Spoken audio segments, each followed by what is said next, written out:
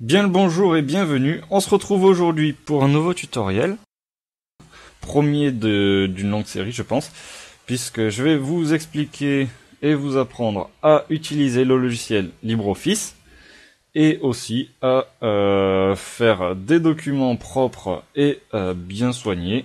Ça pourra toujours vous être utile, notamment pour faire des dossiers, des rapports dans votre vie professionnelle, ou alors dans le cadre de vos études.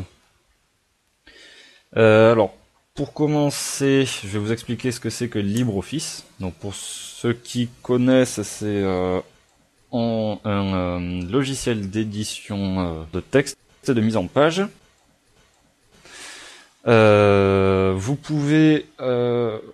devez sûrement connaître Word. En gros, ça fonctionne plus ou moins de la même façon. Je pense cependant que c'est mieux d'utiliser LibreOffice étant donné qu'il est libre et gratuit.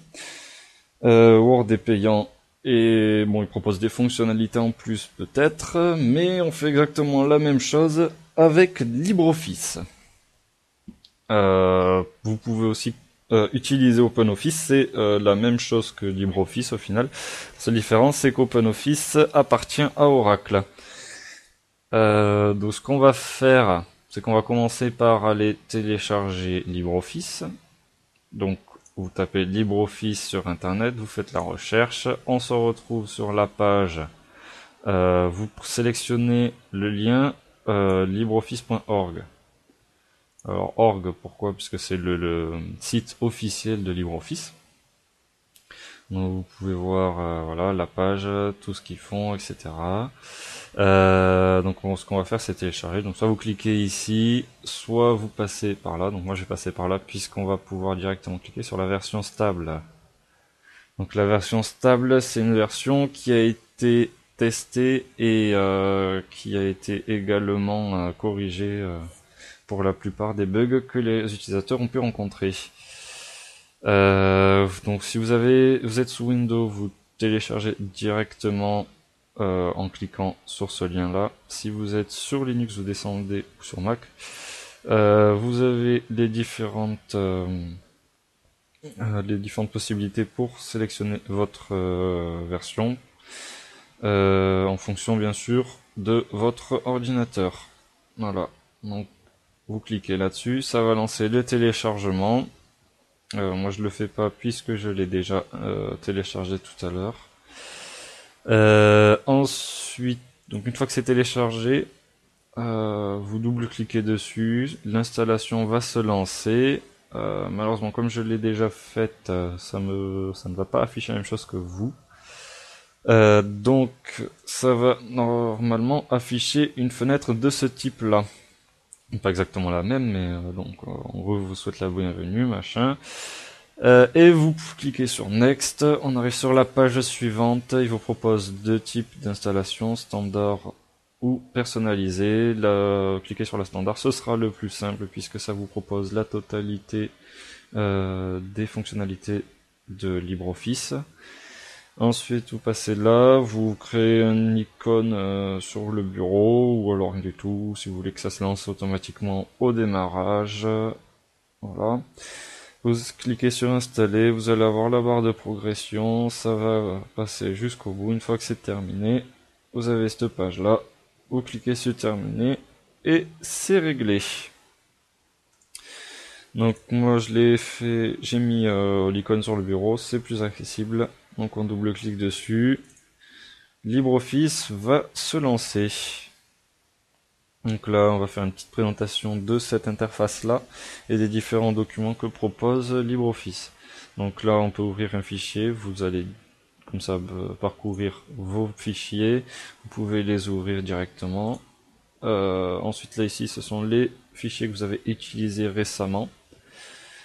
Vous avez les modèles, donc les modèles, je vous expliquerai comment ça fonctionne dans un prochain tutoriel, mais c'est quelque chose d'assez utile et je vous encourage à les utiliser.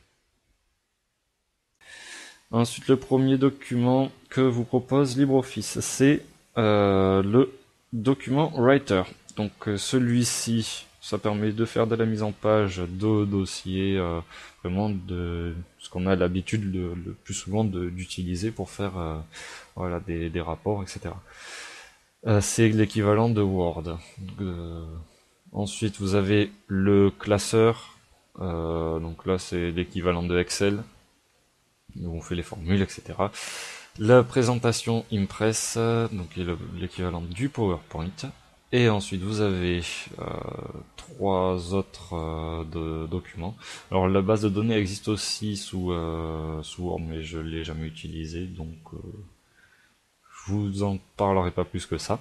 Vous avez les formules maths. Donc là, c'est pour directement faire des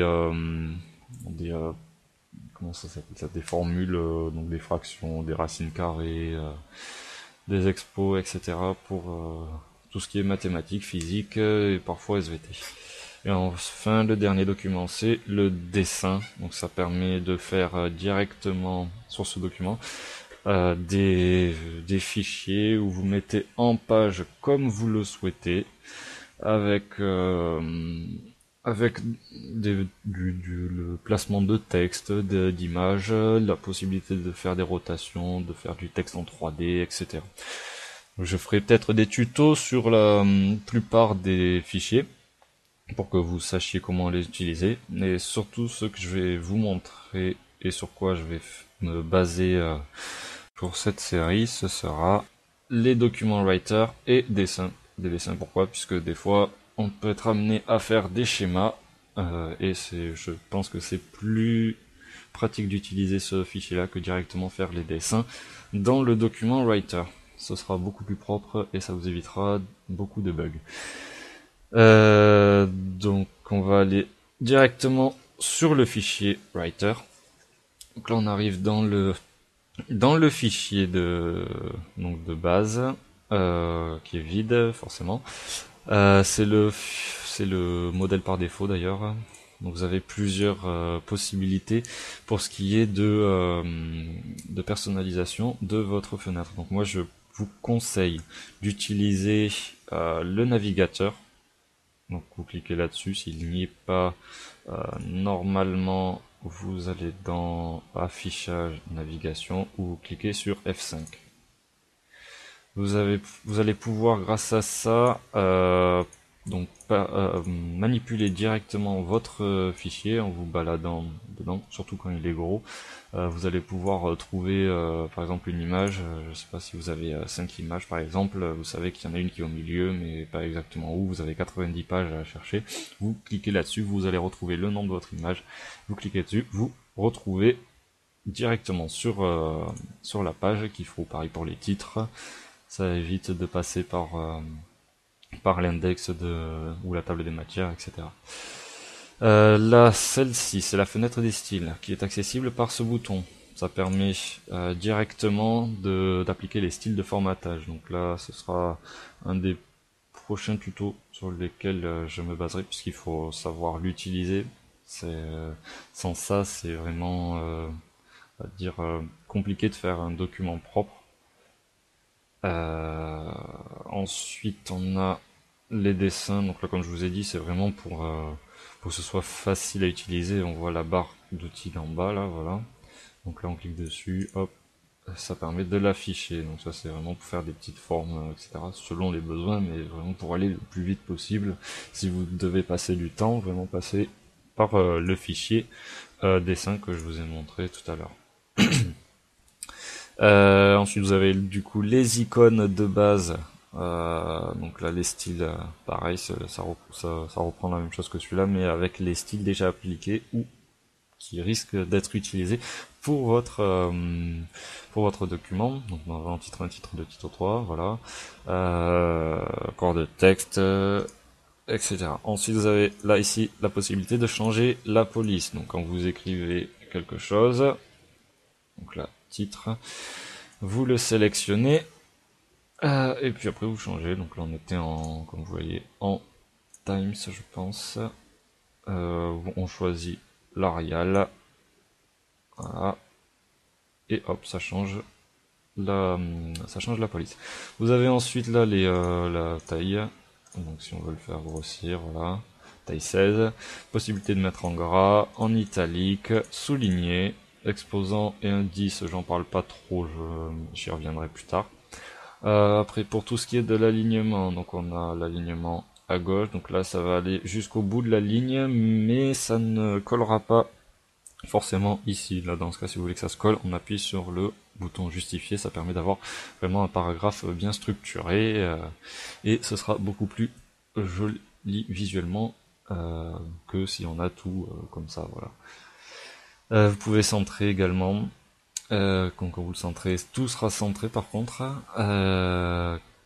donc, sauf si vous choisissez sur le second paragraphe de le remettre là, à gauche, à droite, ou alors le mettre en justifié. Après, vous avez aussi la possibilité de faire donc des listes numérotées, des listes à puces, et après on joue avec les retraits, donc soit les ajoutant, soit les supprimant. Ça permet en gros de faire des listes, des sous-listes, etc. Ensuite, on a la couleur, le surlignage et la couleur d'arrière-plan. Alors, la différence entre le surlignage et la couleur d'arrière-plan, c'est que là, si vous voyez, on surligne qu'une lettre ou un groupe de lettres, alors que si vous faites un arrière-plan, là, je sais pas, je vais le mettre en bleu, ça sélectionne la totalité du paragraphe. Donc là, ça s'applique au style total. Voilà, je pense que là-dessus c'est bon. Après voilà, les fichiers, vous pouvez passer sur les différents trucs, les différentes icônes, vous allez pouvoir voir à quoi ça ressemble, ce que ça fait, etc. Je vous laisse découvrir ça. Et donc dans les prochains tutos, je vais vous faire découvrir plus en détail les fonctionnalités du logiciel et vous montrer comment les utiliser. Voilà, cette vidéo est déjà terminée. J'espère qu'elle vous aura plu. Si c'est le cas, n'hésitez pas à liker, à lâcher des commentaires. Je vous invite également à vous abonner et à partager cette vidéo. On se retrouve très prochainement pour un nouveau tuto.